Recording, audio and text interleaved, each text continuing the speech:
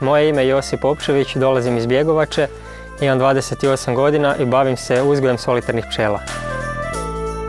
Cijela priča oko solitarnih pčela, odnosno način na koji se ja njima bavim, je potpuno u skladu sa prirodom. Dakle, svi materijali koje koristim su obnovljivi materijali, reciklabilni i solitarne pčele kao takve daju velik doprinos ekosustavu.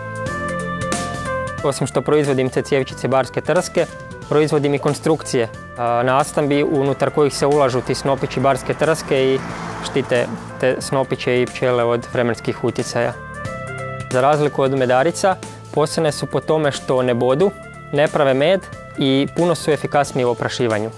Dakle, jedna solitarna pčela po nekim istraživanjima opraši jednak broj cvjetova kao i 120 pčela medarica. Vrste solitarnih pčela koje ja uzgajam jesu osmija rufa i osmija kornuta. Te solitarne pčele posebne su po tome što se nastanjuju u šupljinama, a konkretno u mom primjeru ja izrađujem nastambe od cjevčice barske trske koje su se pokazale kao idealan materijal za njihovo gnježđenje.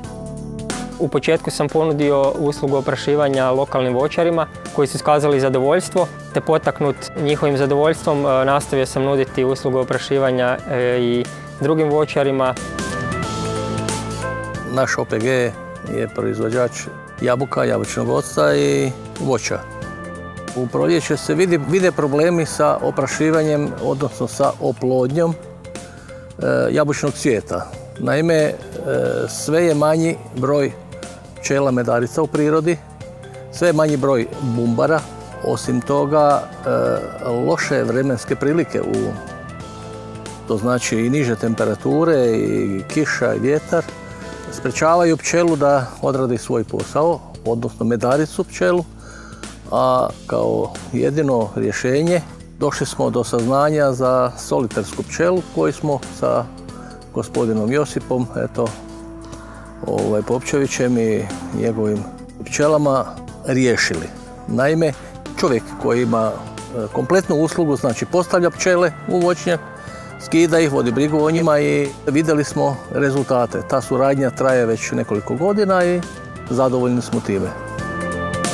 Moja misija je približavanje bogatog svijeta pčela širem pučanstvu, upoznavanje upravo sa tim bogatstvom toga svijeta i kroz taj jedan proces isto tako očuvanje što više vrsta divljih pčela i upozorenje koliko je taj svijet ugrožen. Trenutno je moj posao u fazi snažnog rasta. Već imam bazu zadovoljnih kupaca, odnosno korisnika usluge oprašivanja solitarnim pčelama. Međutim, još je tu puno prostora za rast i razvoj. Dugoročni cilj je pružiti uslugu oprašivanja svim zainteresiranim korisnicima, a to su svi voćari, prvo na teritoriju naše države, a u budućnosti se vidim kao ponuđač usluge oprašivanja i u susjednim državama pa i u regiji.